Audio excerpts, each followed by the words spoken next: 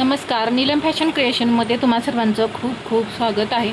आजच्या व्हिडिओमध्ये तुमच्या ब्लाऊजचा पुढचा गळा जो आहे तो गोल येत नसेल तर आपल्याला इथे काय महत्त्वाच्या टिप्स वापरायच्या आहेत, कोणकोणत्या टिप्स इथं जर वापरल्या तर तुमचा जो गळा आहे हा गोल येईल आणि शोल्डरसुद्धा उतरणार नाही। कधी कधी पहा एकाच बाजूचं शोल्डर जे आहे ते उतरतं, तर ते का उतरते ते मी तुम्हाला या व्हिडिओमध्ये सांगणार आहे आणि त्याचं सोल्युशनसुद्धा आपण पाहूया।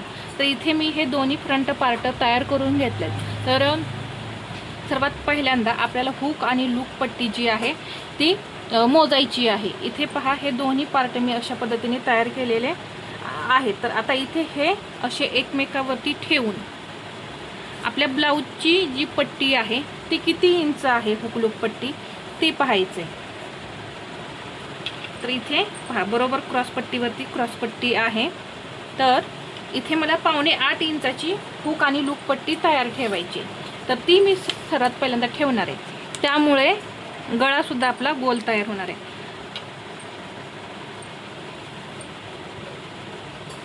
7.5 इंच बरोबर इथे आला पहा हा गळा।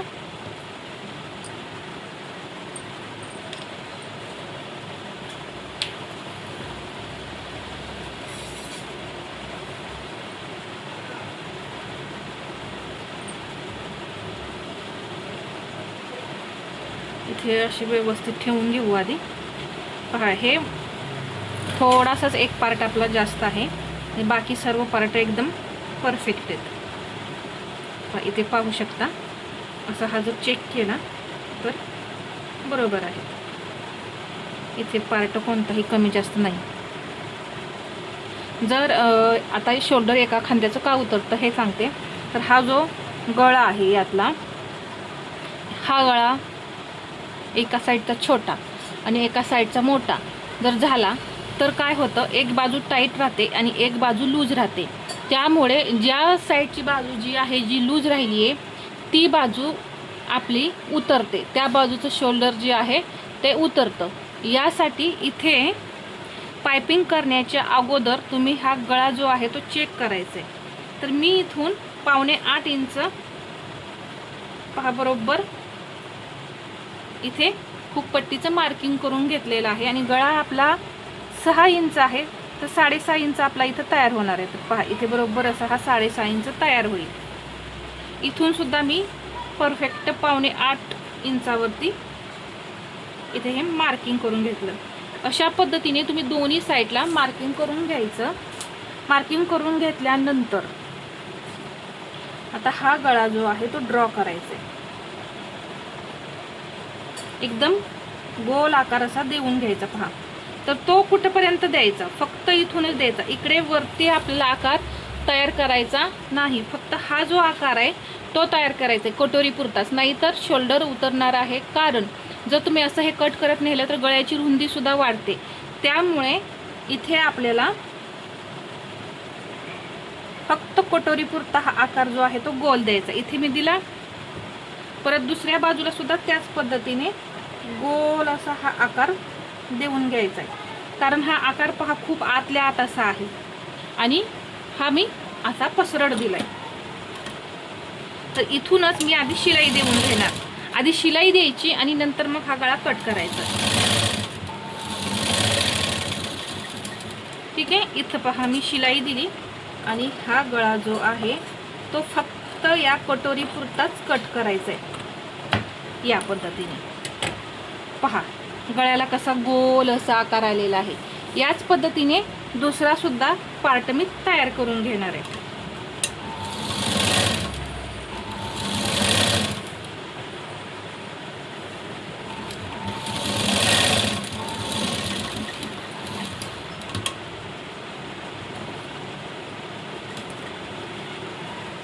आणि इथून हा गळा कट करून घेणार आहे। पहा हा सुद्धा गोल असा हा तयार झाला। तयार झाल्यानंतर आता इथे तुम्ही हुक आणि लूप पट्टी लावू शकता। हुक आणि लूप पट्टी लावण्या अगोदर हे दोन्ही पार्ट गळ्याचे चेक करून घ्या। पहा इथे ही जी शिलाई आहे या शिलाईवरती बरोबर ही शिलाई आली पाहिजे, तर बरोबर आहे, शिलाईवरती शिलाई आली। आणि इथे हा गळासुद्धा असा ठेवून चेक करून घ्या. पहा बरोबर आहे. हा सुद्धा आकार जो आहे तो परफेक्ट बसलाय आणि इथे हा सुद्धा बरोबर आहे. म्हणजे कुठेही आपलं कमी जास्त झालेलं नाही. यातला एक जरी पार्ट तुमचा गळ्याचा कमी जास्त झाला तरी एका बाजूचं शोल्डर उतरतं आणि या पद्धतीने गळ्याला गोल आकार सुद्धा देता येतात. आकार देऊन झाल्यानंतर आता इथे हुक आणि लूप पट्टी तयार करायची. तर त्यासाठी मी पहा अस्तरची अशी एक पट्टी काढलेली आहे आणि ती जोडून घ्यायची. इथे पहा थोडंसं कट करून घेतल्यानंतर यावरती अशी वरून आपण जी हुक पट्टी आहे ती लावतो. ही पट्टी वरती ठेवली.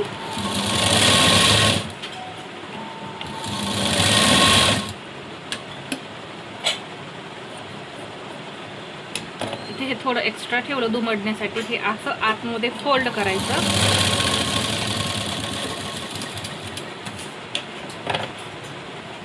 आता इथे यावरती एक दाबटीप द्यायची.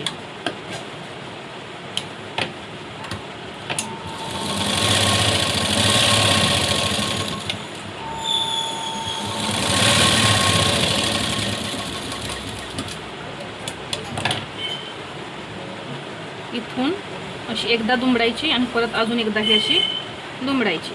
हे जे बाहेर आलेलं कापड आहे हे आतमध्ये असं फोल्ड करायचं पहा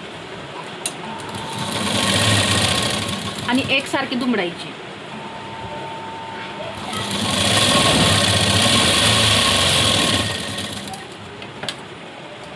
इकडचा धागा कट करून ही जी शिल्लक राहिलेली पट्टी आहे ती कट करून काढली. पहा किती छान असं फिनिशिंग आलेलं आहे. एकसारखी आपली ही पट्टी तयार झाली.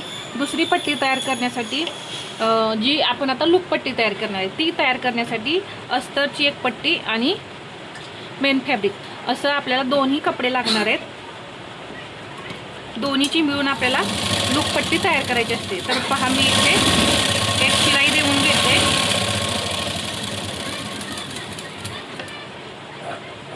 आणि ही साईडनं राहिलेली पट्टी म्हणजे कापड जे आहे ते कट करून काढते.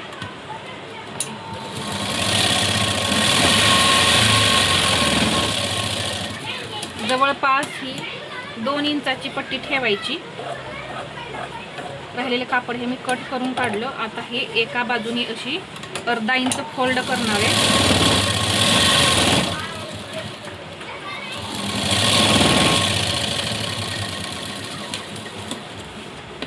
आता ही लूप पट्टी लावून घेऊया.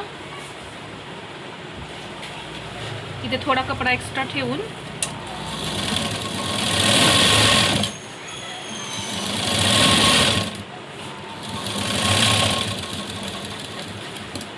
जोडून घेतली. आता या पट्टीचा सेंटर करून घ्यायचा.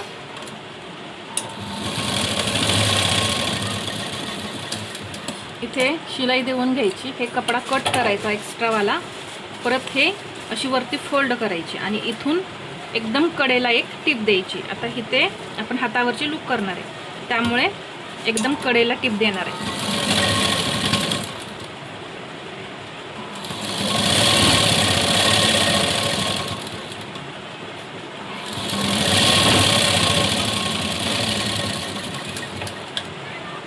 इथला धागा हा कट करून काढला पहा मी.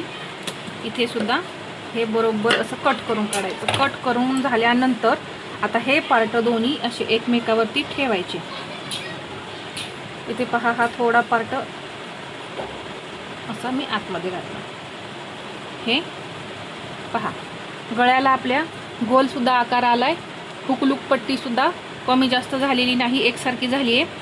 आणि हे दोन्ही जे गळे आहेत ते आपण एकसारखे ठेवल्यामुळे तुमच्या एका साईडचे शोल्डरसुद्धा उतरणार नाही. तर या टिप्स वापरून तुम्ही सुद्धा ब्लाऊज शिवा. आणि हा व्हिडिओ आवडला असेल तर लाईक करा, शेअर करा आणि असेच नवनवीन व्हिडिओ पाहण्यासाठी आपल्या चॅनलला सबस्क्राईब करायला विसरू नका. धन्यवाद.